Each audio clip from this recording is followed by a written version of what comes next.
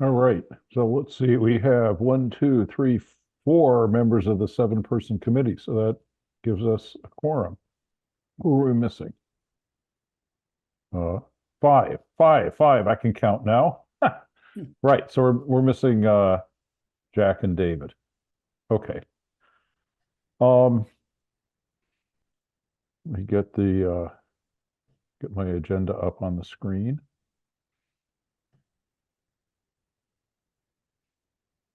So I sent out the agenda a few days ago, or maybe I sent it out yesterday, but in any case, I sent it out, and I'm thinking take them slightly out of order. Peter Lieberworth is joining us, so let's cover the Resilience and Sustainability Committee collaboration. And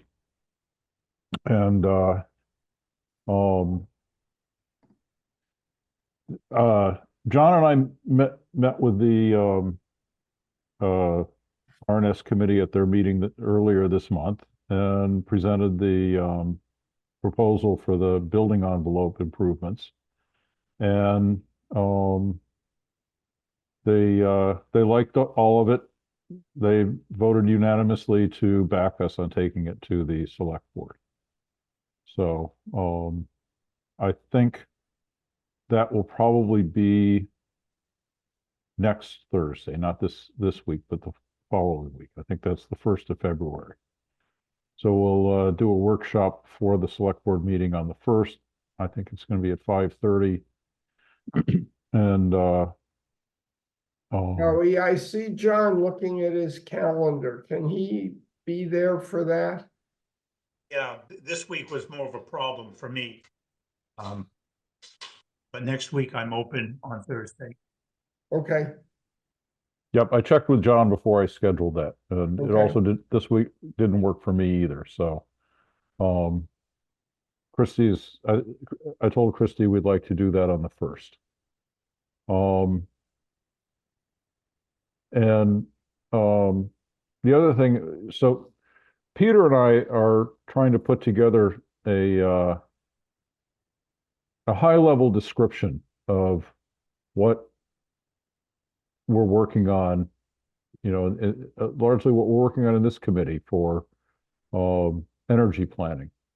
And I think just listening back to our last meeting, I think that the goal should be more to come up with essentially questions that we would like to get answered rather than trying to drill down into the answers, which is what seems to happen a lot when we start having these discussions.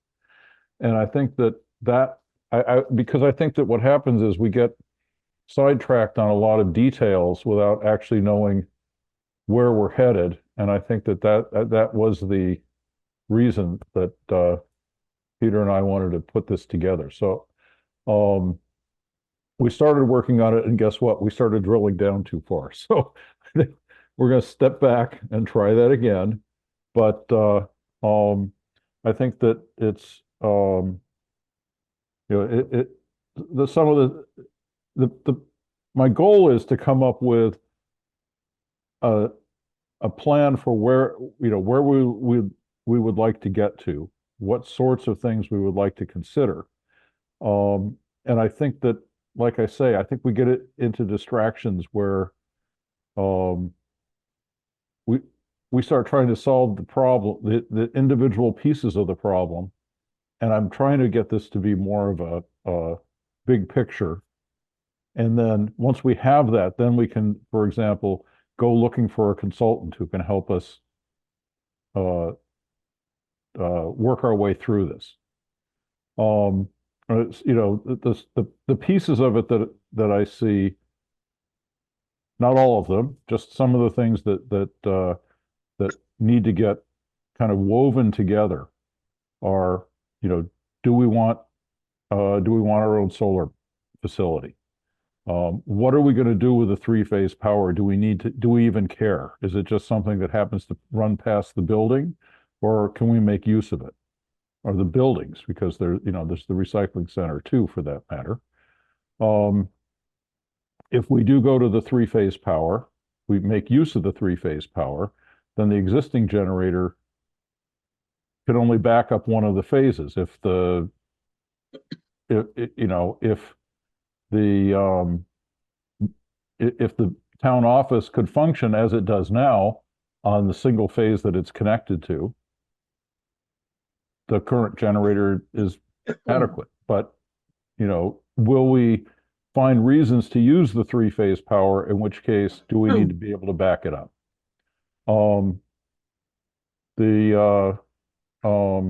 And then there's the building envelope and the HVAC, and how do they tie into that? Anyway, so like I say, I think listening to our last discussion, I decided that the real problem is that we ask a question, and then, being a bunch of engineers, we drill down into it to see if we can find the solution.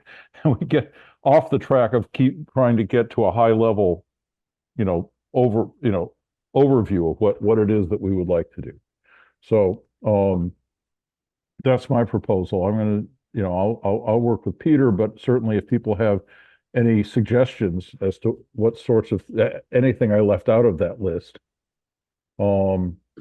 that we should consider. Anyway, so I just have a question, Howard. We were talking about EV chargers months ago. Is that off the table?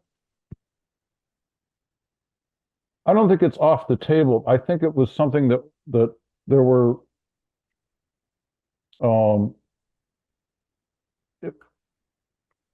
it might fit into the category of a solution looking for a problem, because I don't know that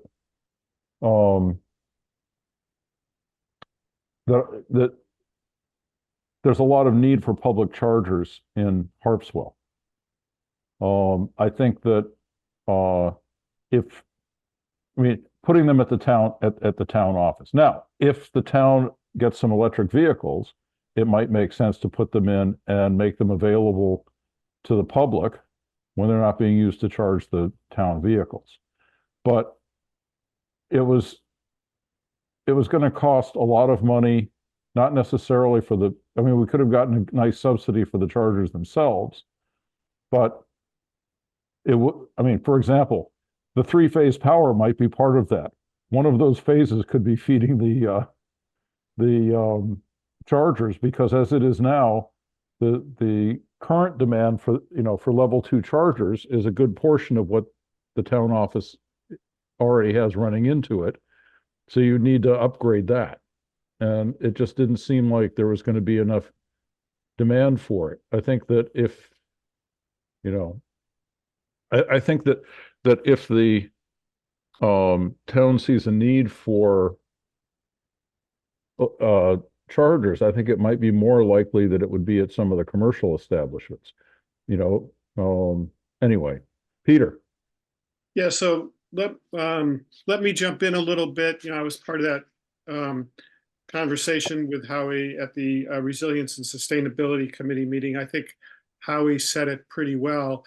I think some of the conversation there reflected, you know, exactly that kind of topic, like EV chargers. So, for example, if we're going to, you know, go down the path of building a solar farm behind the town, how much energy do we, you know, expect to need? What are the scenarios? Would the scenarios include EV chargers? Would the scenarios include more than one building? Would the scenario include batteries somehow? You know, what is the requirement for the town administration building to be a heating center or a warming center in the case of storms or heat waves? And what would that do to, you know, the size of a solar farm or something? So I think, you know, my perspective is the sustainability plan originally kind of said, you know, consider building a solar farm, field, whatever, behind the town building. A lot of this derives from that. I think it would, the worry I would have is if we don't think about the various things that could happen, we'll make a decision and we'll bump into sort of a dead end where we have to undo something and redo it if we want to keep going. So I wouldn't say there needs to be a plan that everything happens at once, but we, to have some sort of vision where we say, okay, we're going to build this. And then if we go in this direction, it's going to be easy because of how we've built this to build that on top of it. So that's kind of my version of the reason why Howie and I are working together with whoever else participates. Well, as Mark can tell you, planning is a good thing. And so I think what you guys need to do is come up with a consensus, formulate it into a plan, a consensus, and we can move forward with that. But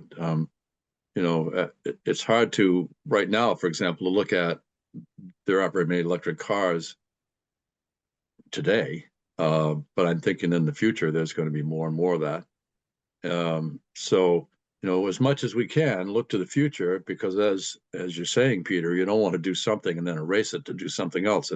So as much as we can look to the future and come up with some plans that we have a consensus on. Makes I sense. also think it's important to do the basics first, Muted. get our buildings in order. I'm in favor of EV vehicles, but let's get the low-hanging fruit of the basics, make that part of the plan. And I think unfortunately, I think EVs are getting pushed off a little bit. They don't seem to be going over as well. You read the information from the manufacturers, and I think it's something that the public's just not. Some of them are, but it's not being as fully accepted as some of the policymakers may think it is. I totally agree. I think we can put it off. Howard asked if we had any holes in our planning, and that's the only reason I brought it up. I building first. Although we might want to plan for some extra capacity, like 20% extra or something like that for future usage. That's what I was going to say. I mean, we may not put charging in, but have the capacity to do things in the future. Yeah, have the infrastructure there. Right. And I think that would come under, if we decide that we need to connect the town office, for example, I think the town office is the right place to say, we could put, we talk when we talk to real term and revision. The idea was to put, 4 charging stations behind the town office. And the issue was, like I say, the two things that came up. One was that it didn't seem like there was enough demand to make it worth doing. And the other was that it might require significant service improvement at the town office. So that would just be something that would be really good to have on the list if any service change is being done. If we decide we need the 3-phase power in the town office, then make sure that it's adequate to support, a couple hundred amps worth of car chargers sometime in the future and not have to go back and run a fatter wire out to the street. That sort of thing. So I would have that on that list. But again, the idea is to figure out which of these things we need to do and which can we provide for as an option later and not, burn any bridges. So that's why it'd be nice to have this list, go, and figure out which of these things fit together, which of them are necessary, which of them would be nice, and which of them would be nice not to prevent. Anyway, so that's my thought. Jim, did you want to say something? Yeah, so just a big picture, like you're suggesting, and you did briefly mention it, but we definitely want to keep in mind, emergency services. You mentioned it, but it's almost a no-brainer at the top of the list. The other thing was just I'm not sure what the status of it is, but at one point when they were talking about upgrading or remodeling the recycle center. I think there was some demand put in that the roof be capable of holding solar panels. I don't know where that, I don't know if that work has been done, if that's still to come, and if that is a true requirement. But we should just, if it is, we should just be aware that that's going to be an option that's going to be available. That's it. Mark, Speaking with Chuck, go ahead, John. they do a feasibility study, hire an engineer to do a preliminary study of the building? I'm sorry, John. Can you get a little Hey, closer to the mic? He originally said he wanted to, Chuck originally said he wanted to put solar on the roof, and I think that the architectural plans created will allow that. However, he's since kind of cooled off on solar, and even back on the landfill. He thinks it's a crazy idea, but that's him, of course. So, But I think what his original suggestion was that they at least include that in the design for the roof. It wasn't just putting new shingles on the roof. The building Right. needed to be reconstructed, or the roof needed to be reconstructed. And exactly. his suggestion was that be taken into account, that whatever happened, that it be able to support the weight of being covered with solar panels.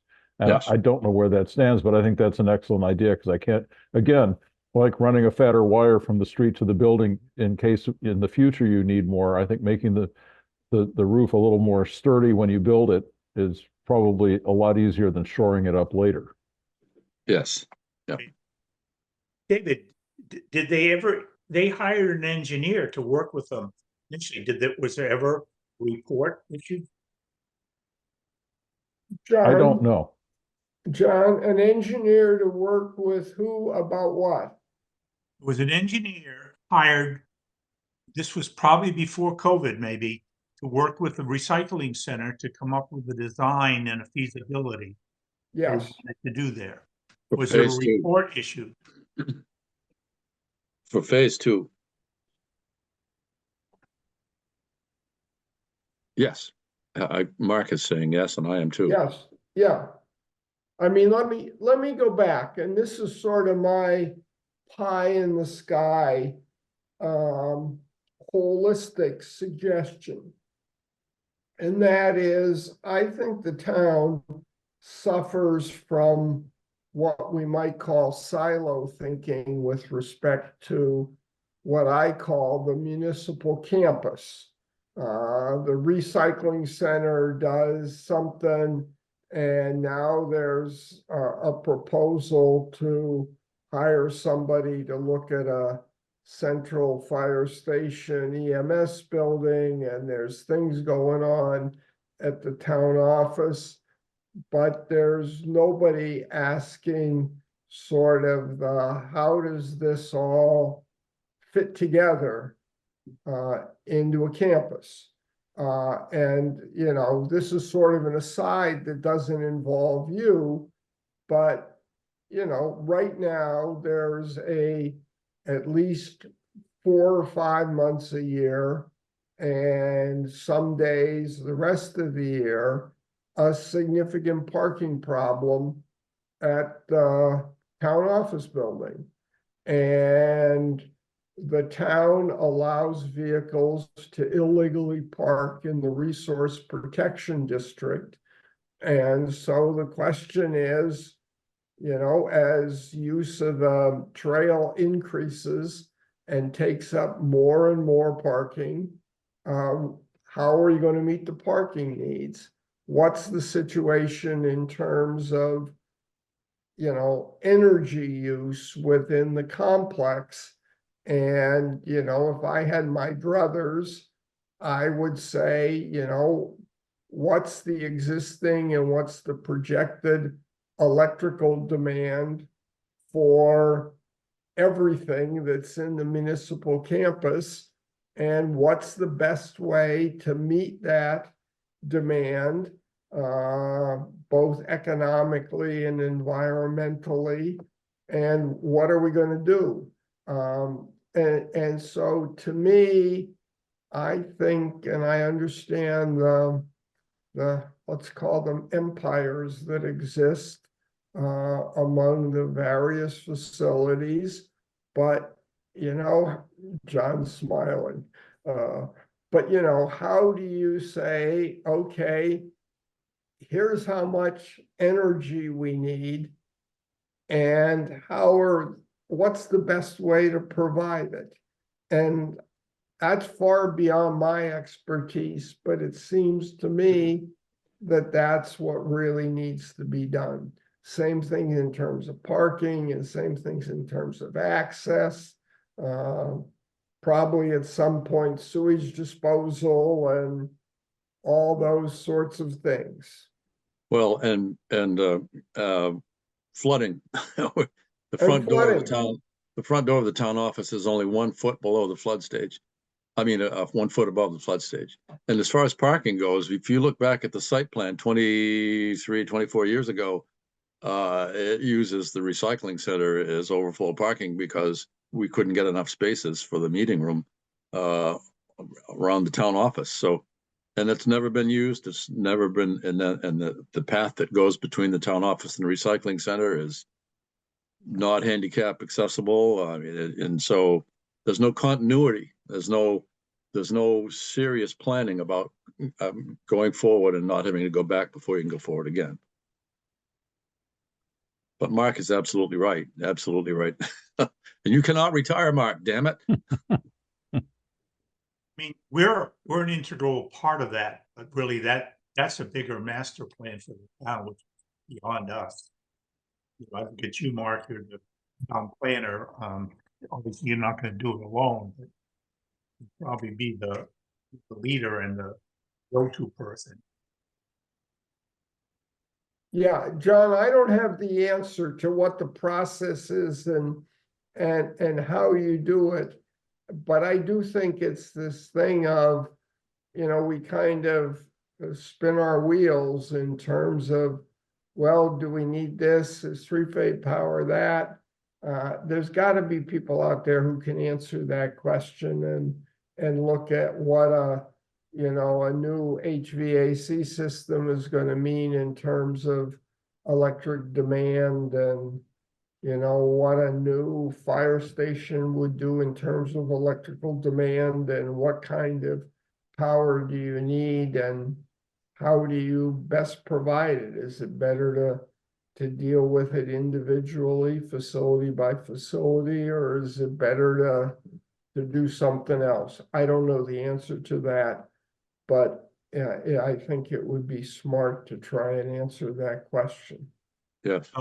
I worked on a lot of college campuses and they had their goals and they had their policy and criteria. So when you designed a building, I worked at Middlebury College, which was a huge 4-year building. And it's a huge school for sustainability. And so if we had that policy and that, or maybe between the Energy Committee and the Sustainability Committee, we could outline something and there could be also maybe some professional consultants could fill in gaps. At least you have that framework and those goals and policies. So when you do a building or you do something like down at Mitchell Field, that's what they should be working underneath.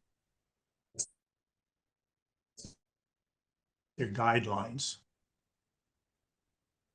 And I'm not part of the budgeting process, but I know early on in the budgeting process, Christie put some money in for infrastructure facilities. And Dave, do you know if that stayed in the budget? Yes, and that's, I think, the main reason for this tonight's meeting, I'm hoping, is to get, if we need to put something that's. Dave, you froze. We got to get Dave Fidium. You guys are freezing up. Can you hear me all right? No, Freezing up a little bit too. Unfortunately, yes. no, Dave, we didn't hear everything you said about the budget. It's still question. in there. It's kind of open-ended. And I think the purpose for tonight's meeting is to come to some conclusions for what might need to go before town meeting. I mean, Christy asked me about that when I told her that we want to do this workshop next week. Yeah. And I said, I don't know how I don't know. She asked me, if we wanted to put something on the warrant to fund this. And I said, I have no idea. This is not it's not really my area of expertise. I don't know how, where should that come from? We talked before about, would it come out of the Spira account, or should it go on to should it be budgeted? I don't know. Well, it depends on what it is. And how would you like to see this work? We have someone, the planning office or this Board of Selectmen or the administration come up with an idea, and you guys figure out how it'll work, or how would you like to see this happen? Well, okay. So I assume what we're talking about here is our proposal for the building envelope. Right. Right. That's what we need to have ready for town meeting. But for anything else, charging stations or three-phase power, anything else that we're talking about, would you rather have the planning office or someone come up with our needs, and as John says, a policy to guide us, and you guys plug things into that policy? How would you guys like to see this happen? Peter? So Howie and I talked to Jay McWright about this whole thing we're doing. She's on the Resilience and Sustainability Committee. And she volunteered to reach out to a couple of other towns in the state who maybe not done something similar, but have done maybe something that echoed some of this stuff. And she's come up with a couple of names that we could talk to. And I think, so the reason I say this is probably we could do a little bit of research, whether it's the planning group or us. I would like to be involved with it, so I hope it's us to some extent, to reach out to other folks. What did you do? How did you go about it? What worked? What didn't work? And how close is it to what we thought about? I don't know if that takes a long time or a little time. It's probably already we have a couple names, so some phone calls could be fruitful or not, and we'd know pretty soon. So I think trying to learn more from people's experience might be a good step to take. Well, Mark brings up an interesting point, and for some reason, I just assume it kind of exists. I know we do plan on things, individually, like there are plans for Mitchell Field, right? I mean, there is a end goal. Yes. Depending on how funding goes and all sorts of other issues, we're moving towards that goal. And I don't know why I always assumed that the town had a comprehensive 10-year plan. And we have to 10-year plan sounds a little stifling to some extent, but most companies I've ever worked for, the 10-year plan gets revised every year. Mm-hmm. So right. it really is, what as Mark said, what even a napkin drawing, what would a campus look like? If we had unlimited money, if we could do whatever we wanted, would we have an emergency service building? And those could be very simple concepts. And then every year revisited and discussed why putting charging stations in a particular location will no longer be feasible because that's where a garage is going to be, kind of as far as solar goes. I don't know if anybody ever uses the firewood analogy, but certainly, we've all heard you cut as much firewood as you think you need, and then you cut 10 times more. So I suspect solar is going to be the same thing. We, plan for 20% more than we actually need, and then add another 10%, or but so do we have we don't have a comprehensive 10-year plan, right? The town doesn't do Well, anything. Well, we have an overall comp plan that's being worked on right now and voted at town meeting. Hopefully you'll be ready for that. But what we need is a vision and then consensus on that vision so that we can work toward it. We can't just have one person's vision. It needs to be a consensus on that vision. Not always easy to do, but that's what we need to do. And I don't know that we have a 10-year plan for the campus necessarily, but we're working on a 10-year comp plan. We're supposed to do that every 10 years. Yeah, but that really doesn't get We're working to the on a detail. revision for of our latest one right now. What are you gonna do about power supply, and Yeah. what are you gonna do about parking at the campus, and how are you gonna deal with sewage disposal and potential flooding and all that sort of thing? Yes. I mean, the town does do an annual capital improvements plan that looks at, I think it's a 5-year horizon of what capital investments are needed. But I would say my experience with it is it's mostly housekeeping expenses as opposed to visionary looking at the future expenses. It's that, what do we need to do in terms of fire trucks, and what do we need to do in terms of roads and those sorts of investments. But let me go back, just so we're clear. As I look at this, there's sort of maybe 3 different issues that I want to make sure we're talking about in the same vein. One is the package of proposed improvements to the town office building envelope. And at this point, that's a list of, I think it's 7 improvements with a budget of something like $25,000 when you add contingency and inflation to it. And that's probably in the pipeline to be funded this year out of something.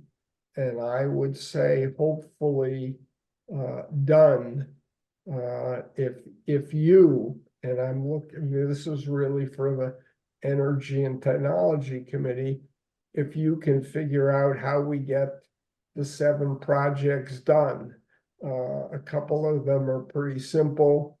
Replace weather stripping on doors and replace a door or 2. Others of them, I think, John, are more complex, involving excavation and foundation insulation and things that aren't going to happen with town staff or volunteers. That's one piece. The second piece is the HVAC system upgrade is moving forward slowly. The town selected Thayer to do that. They have sort of, I would call it, drug their feet on it, but I think, Dave, the select board signed an agreement with them or something. And so that's going to raise certain questions about what kind of power needs there are and what happens in terms of single phase versus 3-phase power, etc. And then the third level in my mind is sort of this more holistic campus issue of, we're spending money to do potentially bring 3-phase power to the recycling complex. there is the work being done on an emergency services building, there's the HVAC project, and in my mind, the question is, how do those all interrelate? Are they all gonna be done as separate projects, or is something gonna happen that begins to pull a campus together? So, like I said, Christie asked me about the funding for the for the 7 proposals for the town building. And I said, I have no idea. I don't know anything about how that's, how to arrange that. And so, first of all, are we too late to get it into the town meeting this year as a budget item? Dave, Mark, either of you know where we are with that? Well, the budget, we're like, what is it, $450 away from LD1? We're not very much. We're pretty close to LD1. So I would say if you've got anything else to add into the budget, it might be a little late for that. But we have a few weeks left to get pulling the town warrant together. So if you've got something you want to get in there, you better do it. Well, right, but I guess I don't understand what our different choices are on this, right? And like I say, Christie asked me about it, and I said, I don't know. It seems like something that we can make a recommendation for this work that we think needs to be done to the building, but we're energy and technology. We're not finance. I don't know how that works. So I'm asking for help on that. Does it come out of some other maintenance budget? I know that there are various things in the budget for, maintenance and improvements or whatever. Would that come under one of those? Would it come out of the Spira account that the RNS committee created? If you've got something you want to buy, that's capital money. That's different from operating money, and that's usually what maintenance is in operating. Those are two different fund avenues, and then so you would make a proposal, and if it's capital money, we would decide where that comes from, whether it's ARPA funds or tax dollars, and if it's tax dollars, do we put it in the warrant as how do we do it? Do we use some kind of carryover? I mean, there are different ways to fund things.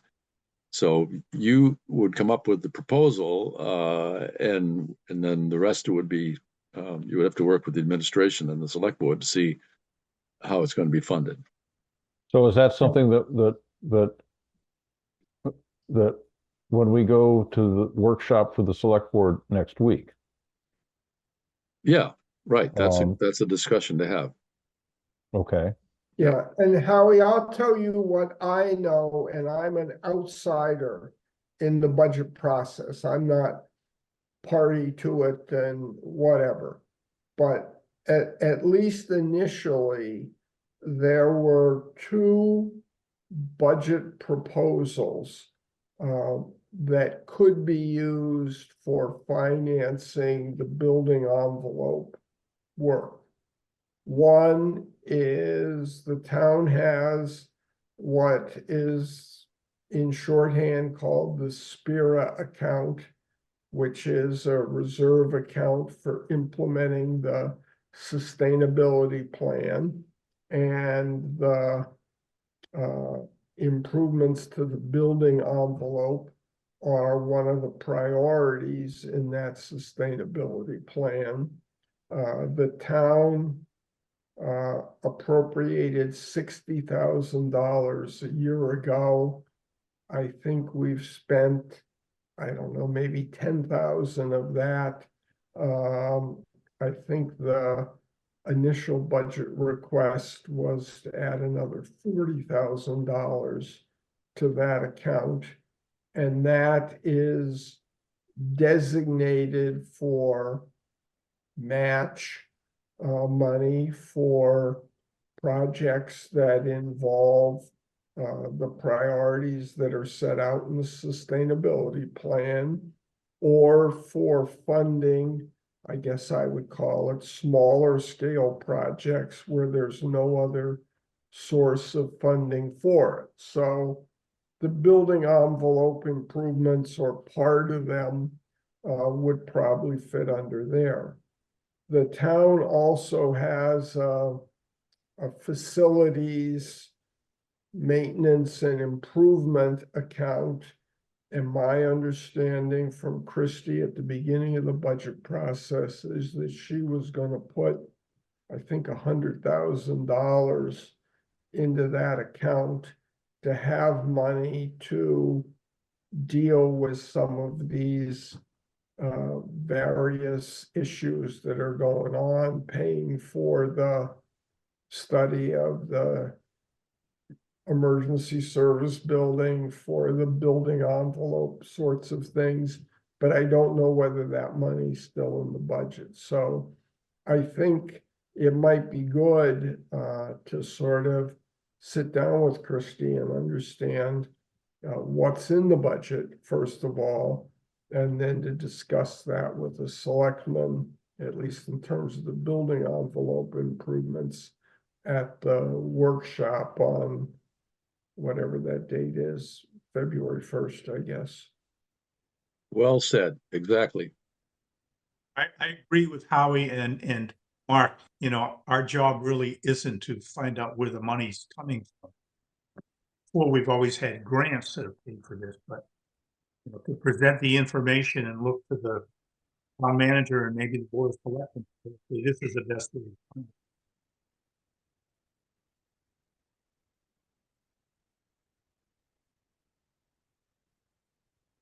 Well,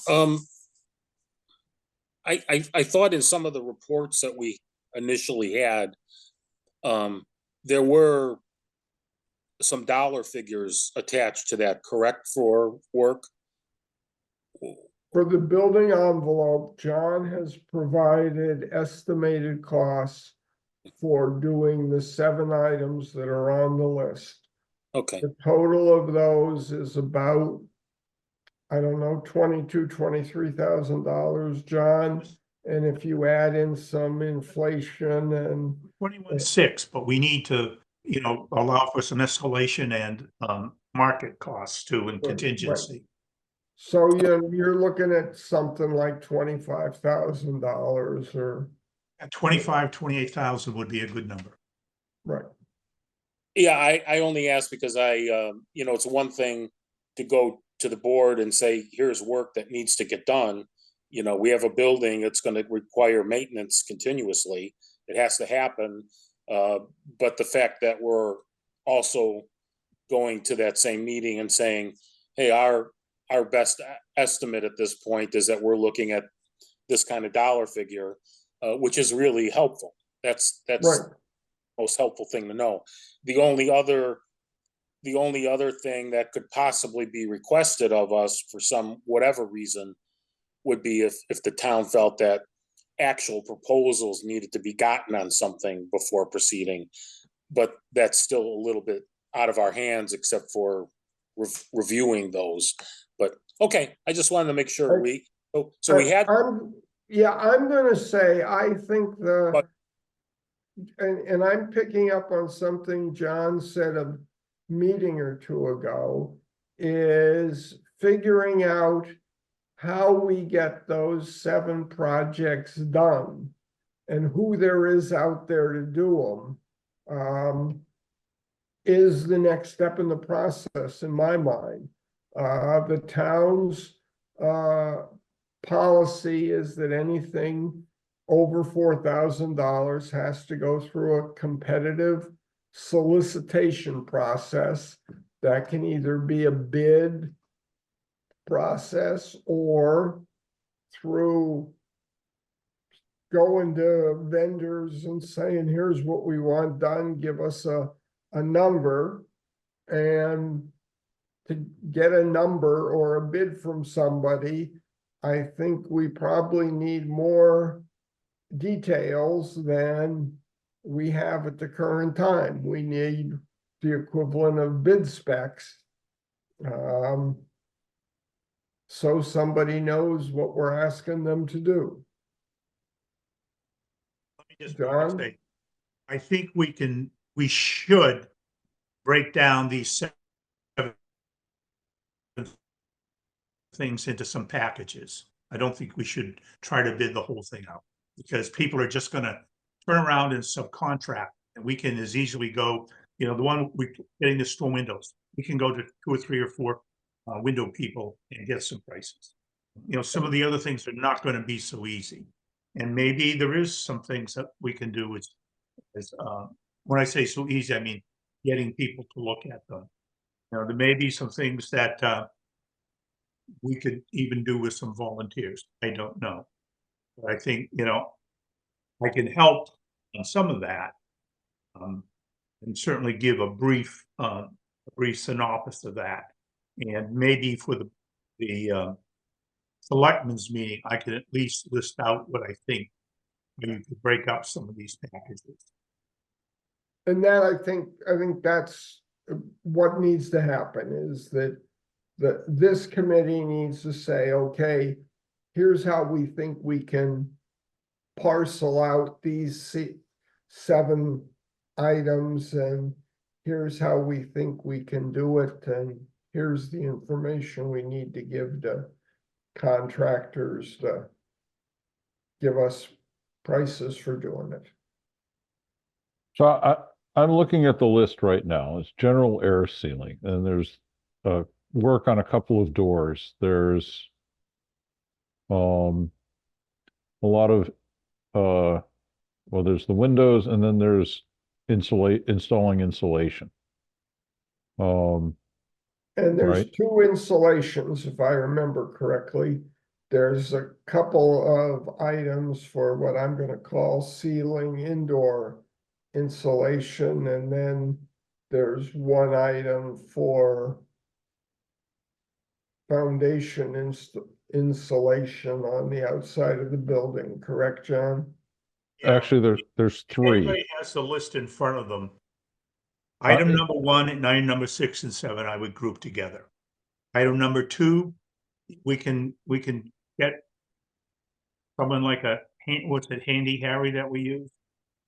Do that. Item number 3, you could hire somebody else. You probably wouldn't, you may not even have, number 3, you probably wouldn't have to go out to bid. Number 2, you may. John, can you get closer to your mic, because you're breaking Yeah. up? Sorry. So you said that I just want to make notes here. So you said items 1, 6, and 7, you think would go together? Together. Item 2 would be separate. I can send something to you.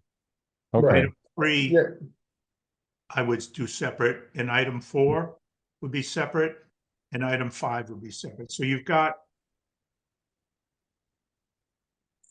five different packages that you can send out, and keep some of them below the $4,000 mark. I don't know what the last time is the town raised that bidding requirement, but that's pretty low. I've worked with a couple other towns, and I'm working with Waldo right now, and their threshold is $10,000.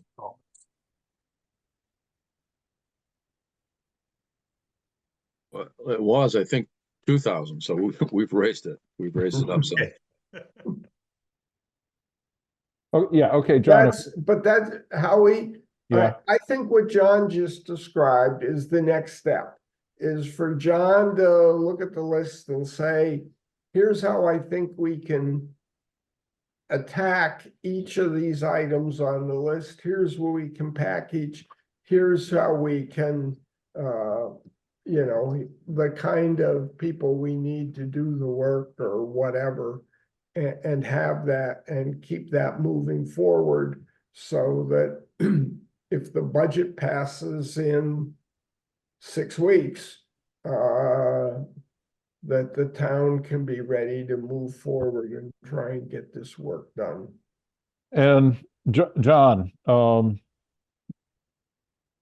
why don't you I mean, you just gave us the list. It's basically the first and the last two, and then all the others separately. But I think we should present that next week at the workshop. Okay, I'll write Just, up a memo. okay, because I think that would be a good way to, you know, a good way to break, you know, to present that as these would be things that would go together, and these could be bid out separately. Although I kind of wonder if we could just start with all 7 of them in an RFP and see if anybody bites. But then, you know, then it's going to be above the $4,000. But I don't know. It seems like if you can get one, you know, one contractor to say that they could do all of it, that might simplify things a lot. Well, as John says, they'll subcontract some of it out. I don't know that that's a problem. Well, he Anyway. suggested too, Handy Harley, But who you're gonna pay a premium for that because yeah, no Okay. contractor's gonna do the outs. He's gonna go out for like number 4, the windows. He's gonna go out, or excuse me, trying to look, the exterior storm windows. He's gonna go out and sub that out. Okay. Okay. You know, before we leave, I'd like to make a comment on the 3-phase power. No time like the present, I think. I think we've Okay, covered the other so stuff.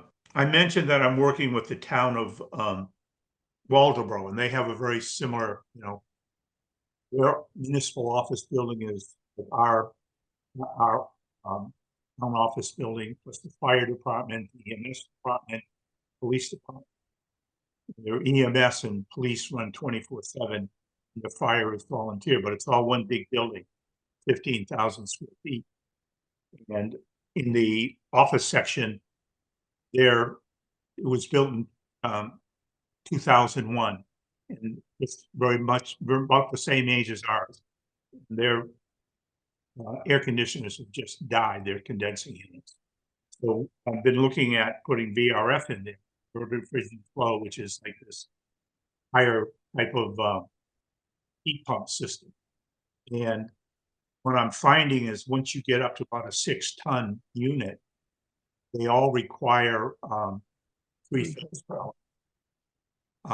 Below that, they do have single phase DFRs that are more like a heat pump. Then you can have the single power. So John, you're leaning back from the mic again. Sorry. And you just fade out when you do that. okay, so Much better. what I'm saying is the bigger, if 6-ton and higher that are VRF, you need the 3-phase power. I've looked at about 4 manufacturers, and below that, you know, the 4-ton and the 3-ton and the 2-ton, they have single phase units to do that. So depending upon what the design is that Air comes up with recommendation, going to have a huge impact on whether you want to have 3-phase power or not. Well, right. And that's this whole idea of trying to figure out the right sequence to make these decisions. And I think that getting an answer on the HVAC stuff is definitely a key, you know, what's the word I'm looking for? But it's a blocker for some of the other stuff. In particular, what do we need to do to upgrade the power? Do we need to upgrade the power? And I think that's, you know, we can't answer that question until we find out what they propose for the for the HVAC improvements. John, just to put it into perspective, last month you had talked about having a dual VRF system to to provide redundancy and also scalability and efficiency. But What you didn't say was how many tons that was. Just now you mentioned 6 tons. Are we somewhere around that boundary? You know, I have to go back and look at some of my records, but I know that the building uses more than 6 tons Okay. cooling. You know, if you base it on the cooling, you know, you run two types of assessments, the heating load and the cooling load. Originally, the cooling load, you know, was kind of separate from the heating load, but now that we're using heat pumps and being able to heat and cool off of this system, you blend the two together and you come up with a load factor and a tonnage factor. And I really, you know, as I said, in these older buildings, you can't just rely on the heat pump or a VRF system. Some people will argue with me, but I don't think that's the case. You said you can't just rely on it. You need some And backup. also, if the power goes out, yeah, you can run your boiler and your furnace and still not freeze the building. You'd have to have a very large generator. I was just going over some things with a friend of mine that does a lot of high scale houses, 6,000-7,000 square feet. Putting in a 30 kW unit just to handle the heat for that. 30 kW. Yeah, 30 kW what? 30 kW generator is a Okay. backup to handle the heat pumps. And so I don't know what we'd end up with, you know. And we've got a fairly new single phase generator. So How does 6 tons translate into some number of kilowatts? it translates into 12,000 BTUs. And then there's 3,412 BTUs. Oh, So, do the math. I could do some math for you and tell you that. But okay. so, you know, roughly 12 Sounds like a ton of cooling is a little less than 4 kilowatts. You've got 12,000 BTUs in a ton, and okay. you've got So 3,412 six BTUs in a tons is kilowatt. 6 tons is somewhere between 20 and 30 kilowatts. No, more like 18 to 21 or something like that. Okay, but still, it's Howie, you're waiting out of your high level discussion. it's true. It's very true. But he switched units on me, and I'm just trying to get the answer there. Okay. My question is, we're obligated to do planning for the electrical transition for three-phase regardless. We can't just sit on it, can we? No, one of my questions is, do we need three-phase power at all? Or do we just happen to make a note that it's going by the building, and that might make it easier to put a substantial solar array in simply because there's enough capacity for us to put the excess power out onto the grid? Or do we have reasons to make use of that power, for example, for the motors at the recycling center, and for the, you know, for a centralized heat pump system like John recommends over the individual system that, or the many single-headed systems that seem to be one of the recommendations. For So for recycling, I think we're running temporarily on something in the range of a motor generator to flip it over. So I thought we were sort of waiting eagerly to get three-phase for the recycling. Yes, the proposal is that three-phase power will be brought to the recycling center as part of their upgrade. Okay. And so my other question with that is, how can we integrate three? You don't run three-phase to everything. You pull phases off. Yeah. So the question is at least some sort of sketch out design for how we would use three-phase if we wanted to. My understanding is three-phase for the larger motors is significantly more efficient, or am I no longer correct on that? It is for the bigger motors, yeah. So if we're going to put in, big HVAC power usage, it would better be better off three-phase, but you don't have to run it to every leg in the building. That's right. They have like a panel and they break it down, and some of your panel would just be a single phase that would feed all your lights, things like that, and your plugins. And you'd have other panels that would be the three-phase, that would feed your three-phase motors and compressors. So I think there's a pretty standard way to approach the transition, where I don't know how much trouble you get in with power factor if you're just running on two out of the three phases to begin with, or if there's a big issue.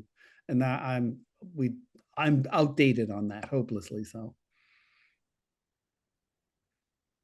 The other idea I wondered about, and if they're going to bring it into the recycling center, in the three-phase power in there overhead, enough in that you can run a leg part of the way overhead down to the back of the building, then go underground. And I think that would be less expensive than this. Wait, I think we just lost. $70,000 that we're talking about. Okay, John, Did you hear me? dropped out for a moment. No, not all of it. You said so. You got to the point about something underground and dropped out. Okay, so if we're going to bring the three-phase into the recycling center, bring enough in that you can run some of the three-phase down to the town office building, and you can run a lot of it overhead with the trees. Then once you get to the trees, go underground, because they don't want to see the wires going into. Actually, the panel is right at the front of it. It may not be the best place for it. It's underground now. I mean, it's underground to the town office with the transformer sitting right in front. It's primary power right to the front of the building. I think somebody has to at least put the energy into looking at the design options for three-phase pretty soon. Yes. And Yes, I think agree. since and this is a pretty common activity, is this upgrade. So I don't think it's hard to get that information.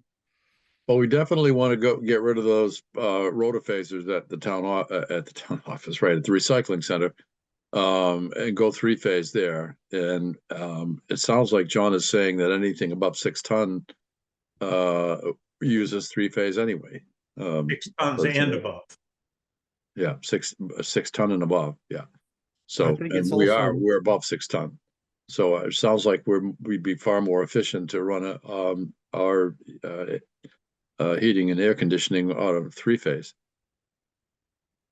That just leads to the issue of being able to back up the power, or have an alternative heat source when the power's out.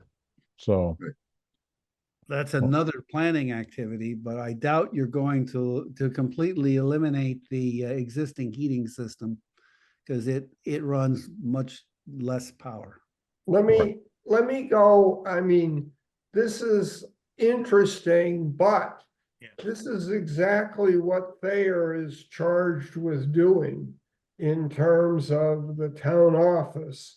It is to look at what the alternatives are for updating the system, and for what the power implications for that are.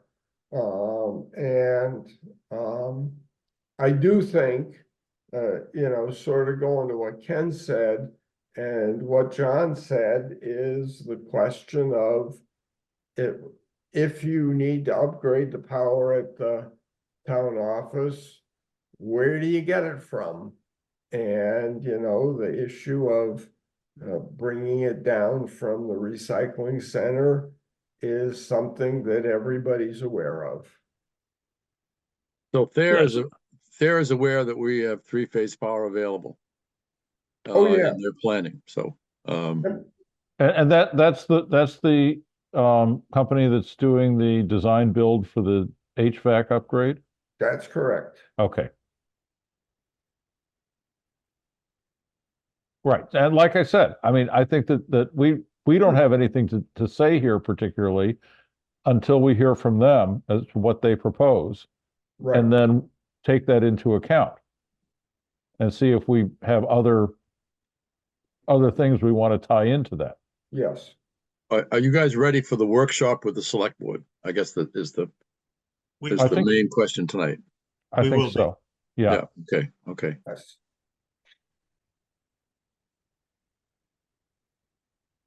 Or let Um, me put it the other way. They will be ready. I mean, it's just a matter of adding the breakdown of how we should package them. I mean, the question is the select board ready for the Energy and Technology Committee? I don't know. It's a pretty tough load to carry right there. Gee. So I did have one other thing on the agenda for tonight, which is our meeting schedule. Because Howie, yeah, can I put one other thing in, and this isn't really for discussion tonight, but you alluded to it earlier, and that is this issue about sort of the high level issue of solar, and whether there is any interest on the part of the town with pursuing its own generation of power. The town now is buying power that's generated by a solar facility. But I think that's something that needs to remain on the radar screen. And I say that because here in Gorham, there's been a lot of hoopla this week over the mass storage facility that's started construction here. And I know in the past there was discussion among the E&T members about should the town be doing something that would look at solar with storage that could then be, available if there were more power outages. And so I just think that should still be on your list of things to be thinking about. And I thought that you and somebody were talking with Revision or somebody else about things, and well, you I'm don't so- need to go there tonight. I Right. just think that's no, sort and of I think that is on my list. What are we going to do with solar? Do we want to do something, near the town office? Do we want to do something, go back to the Mitchell Field plan? Do we want to just stay with with an external supplier?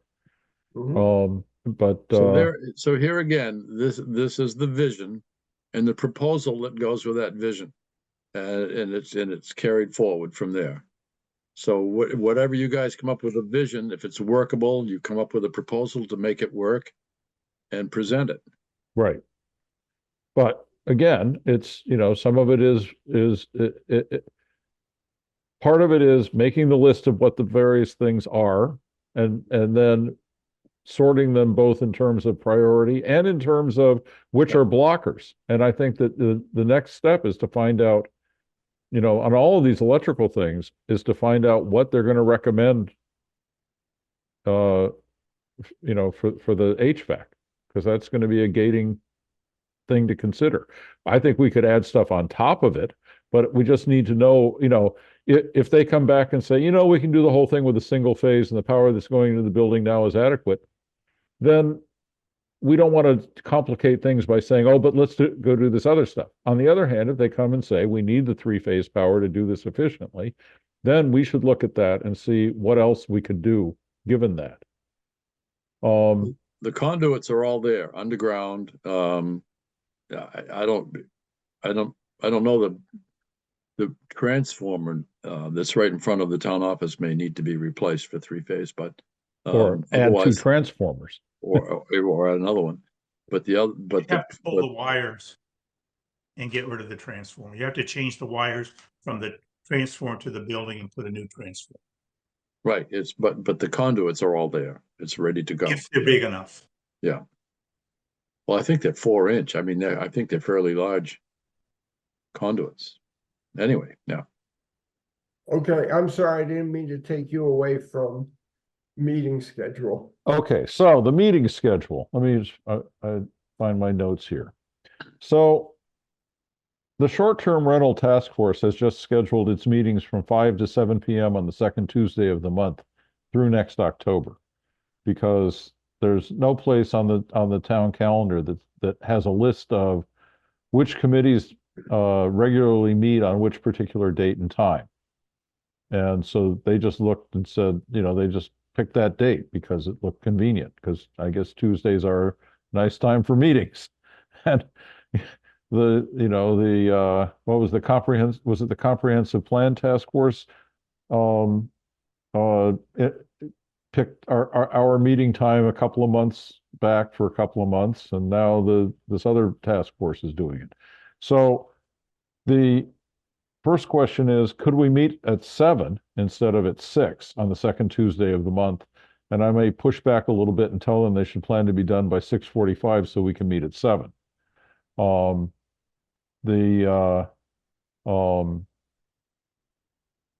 I know some people have said that they prefer 6 p.m. and some people prefer 7. I don't know how strong the feelings are on that, or how many people, have any preference or strong preference, etc. I don't know if we need to get into a long discussion right now. I just want to put that out there, that this is, we got to find some way to do this. I did suggest to Gina that she should add a list to the calendar that says the following, spots are, recurring every month. Since I never realized that that's not on there, and she waits till she has a bunch of information about the next month, and right at the last minute fills out the whole calendar, which is why nobody realized who's meeting who's meeting regularly at what time slots. Anyway. Howie, I'm just along for the ride. I have lots of meetings. As long as you don't schedule me the same time as somebody else, whatever time, I'll be there. I mean, there's lots of meetings. There was one other thing in my list there, which is that I'm going to be away on the second Tuesday of both February and March. Can't. Fact, No, not allowed. No, sorry. Well, too late. I already bought the tickets, but so and in fact, I'm away for a lot of February, a lot of the Tuesdays certainly. So I was Someplace warm, I hope. No, skiing, but okay, that's all right too. Okay, all right. But I have a question. We're obviously having a Zoom meeting. Is it okay to have? I mean, how did that happen? I thought it was against the rules. And can we continue to have Zoom meetings? We would prefer that you don't. We would prefer that you do not.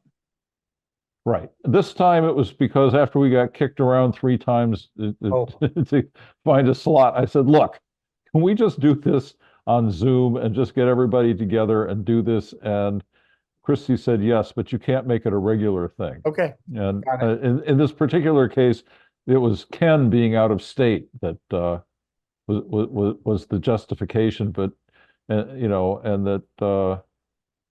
but she said if he's gone to Florida for many months, you can't use that every month. The point is the public needs to be able to participate, observe, and participate, and it's difficult with Zoom. Right. Might be easier for a lot of people, but yeah. Well, it's true. That's true.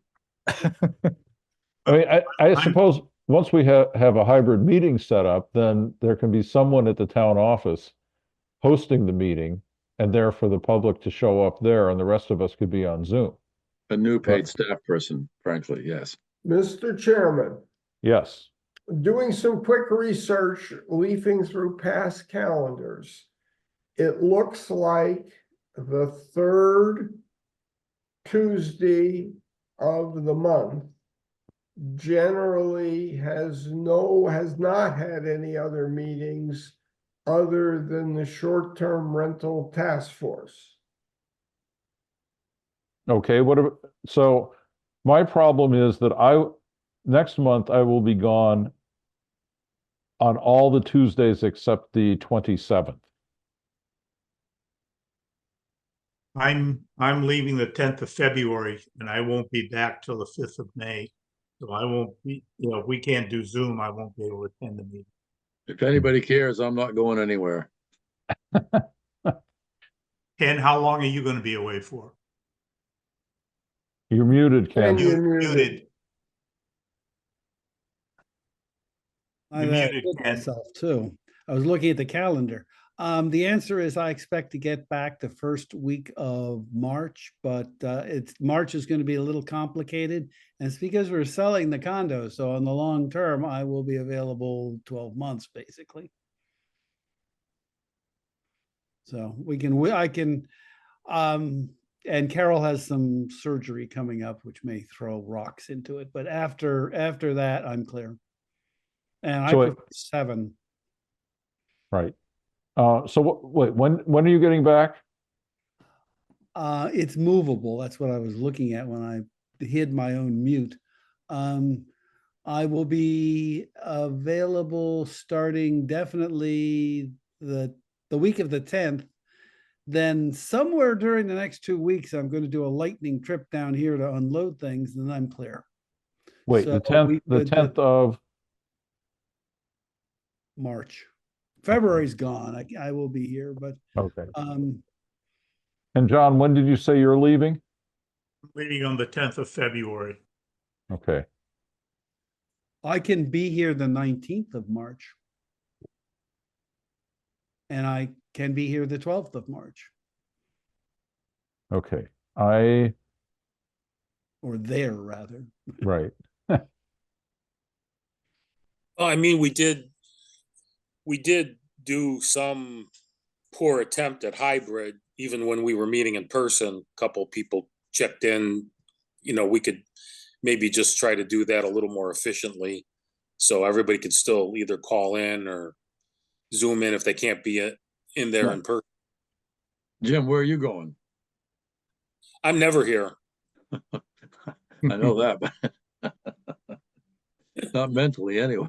Well, Dave, is that acceptable to have a base group open to the public in the town office building, and then if some members can't attend, they can be zoomed in? As long the I mean, technical answer extenuating, is, as long as the public can participate in the meeting and hear everything that's being Right. said. right? Yep. Yep. That's the point. The public. And that's where the hybrid setup that's being worked on comes in, because that would Correct. allow that by having something in the select board room, I assume, where the remote participants would be audible and visible to the people who are in that room. And Right. the remote people would be able to hear and see what was going on in the room. Yes. And so I don't know if and when that's, Well, the equipment is plan. there. It's being installed. I would say it's going to happen fairly soon. Well, let me make an observation, and Dave, put your fingers in your ears. I hear you saying that you will not have John available for a February meeting unless you do it like the first week of February, which is 2 weeks from now. That Ken is not available for an in-person meeting until the middle of March. I think at least one or maybe two of the missing members tonight have said they can't do Tuesday meetings. Is that correct? One of them. And in fact, when I originally moved this to Thursday, he said, "Oh, I can't do Thursdays." So, Well, therein is a problem, but yes. I mean, if you count noses and can't get a quorum of your members, you might be able to throw yourself on the mercy of the town administrator and say, can we just do a quote unquote public Zoom meeting, which you have a moderator to control, you know, if people want to come in. I'm guessing that nobody is moderating this discussion tonight. They open the meeting and I don't know. I think the town of Harpswell participant is actually, do we have a waiting room or no? Or, see, I don't think anybody's there. I don't know who's doing it. If Gina's doing it, she's probably doing other things and checking back once in a while and, Mhm. but I mean, that's, I'm here and there's nobody. hello, who's there? There you go, that, There you go. There you go. Hi, Terry. hey, So do we have a waiting room that you have to admit people from, or no, just anybody with the link just joins the meeting? no, there's a waiting room and I let people Okay. So the public could drop in if they wanted to. Are If we they wanted streaming to. this? in. Yes. I get So- notified on my phone, I switch my host from my desktop to my phone as I walk around and do my individual after hours thing. And there's been nobody but you all.